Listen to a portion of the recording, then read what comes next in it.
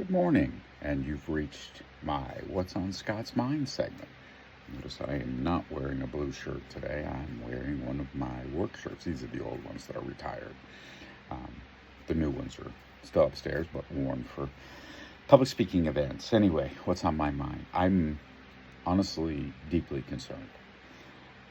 I have my whole life believed and I was educated in the scientific model. Scientific model is very simple. You ask a question. Questions exist, right? If you go back to 1900, Albert Einstein was asking questions, looking at elevators and wondering why light moved the way it did. You never know what's going to cause you to ask the question, right? The concept is simply to ask the question. Questions that also include a level of education become educated guesses. Educated guesses then lead to an idea, a hypothesis. And you have a hypothesis and you test it.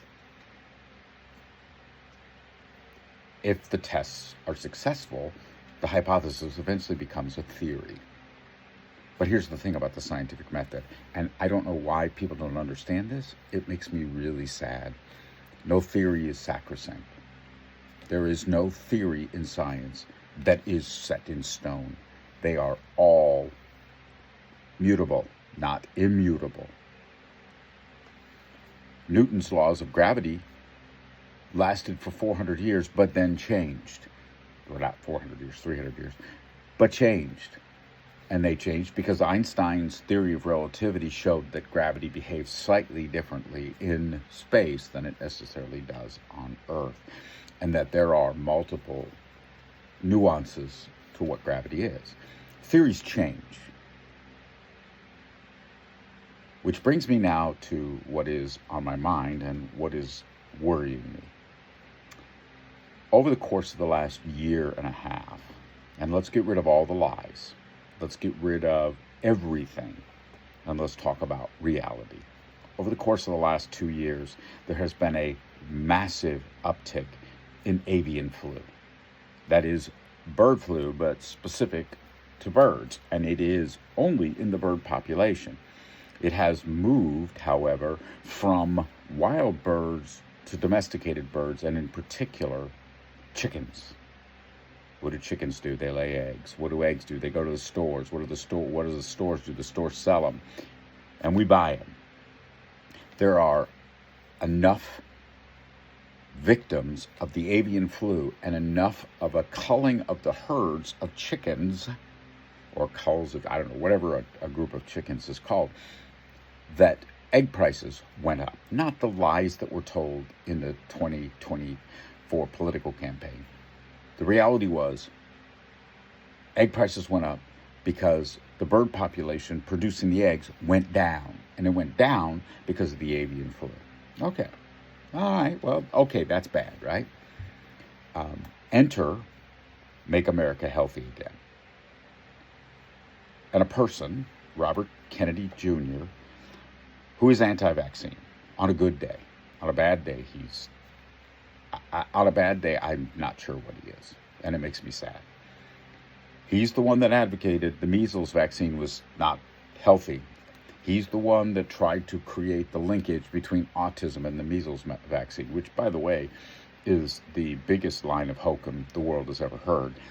There's no scientific evidence in any form that the measles vaccine in any way triggers autism. Autism exists in every human being.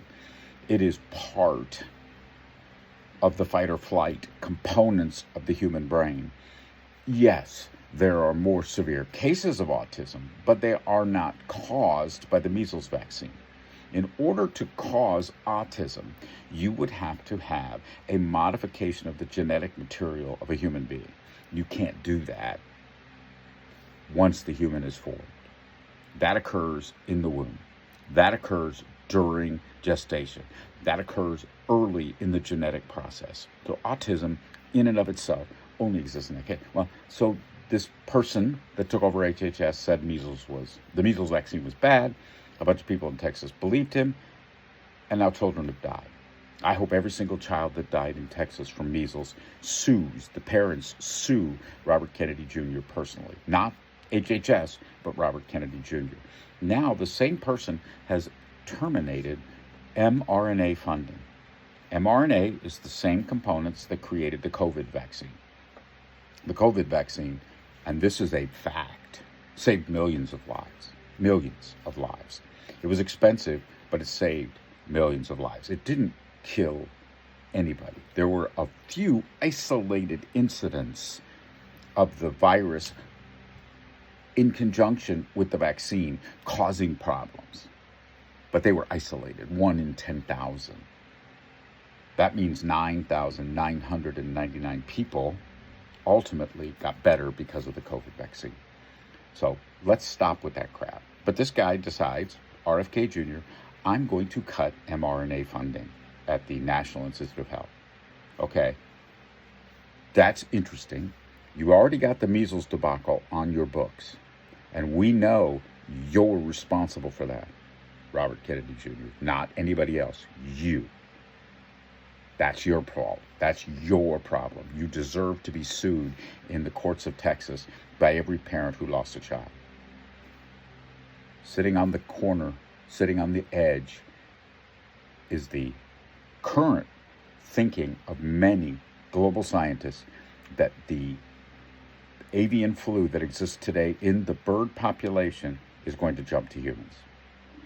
Just like the COVID virus did, just like bird flu did in the past in Singapore and Southeast Asia. So let's be aware of the fact that cutting mRNA funding now means if there is, in 5 to 10 years, a new bird flu pandemic, we're not going to be able to respond as fast. And millions of people are going to die. And every single person that dies, I hope their family sues Robert Kennedy Jr. personally, because these are his decisions, and it is time to have accountability in the government. And that includes people that lie. My name is Scott Anderson. Thanks for listening.